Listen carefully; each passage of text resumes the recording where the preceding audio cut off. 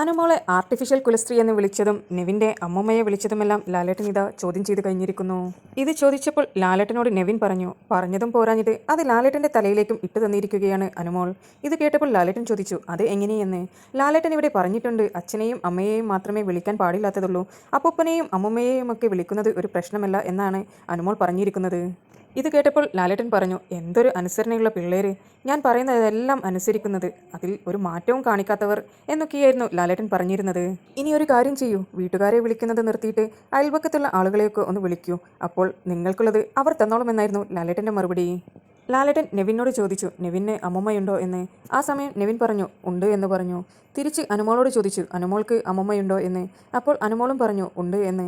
അങ്ങനെയാണെങ്കിൽ നെവിൻ നിങ്ങളുടെ അമ്മമ്മയെ വിളിച്ചു കഴിഞ്ഞാൽ നിങ്ങൾക്ക് എന്തെങ്കിലും പ്രോബ്ലം ഉണ്ടോ എന്ന് ലാലേട്ടൻ ചോദിച്ചു. ആ ചോദ്യം അനുമോളെ നിശബ്ദയാക്കി. നെവിൻ ലാലേട്ടനോട് പറഞ്ഞു, ഞാനിവിടെ നിന്ന് ഇറങ്ങിക്കഴിഞ്ഞാൽ ഞാൻ ആദ്യം അനുമോളുടെ വീട്ടിൽ പോകും. ഇത് കേട്ടപ്പോൾ ലാലേട്ടൻ ചോദിച്ചു, അത് എന്തിനാണെന്ന്. അപ്പോൾ പറഞ്ഞു, അമ്മമ്മയെ പോയി കണ്ട് കൊച്ചുമകൾ ഇങ്ങനെയൊക്കെയാണ് പറയുന്നത് എന്ന് പറഞ്ഞു കൊടുക്കണമെന്നാണ് നെവിൻ പറഞ്ഞിരിക്കുന്നത്.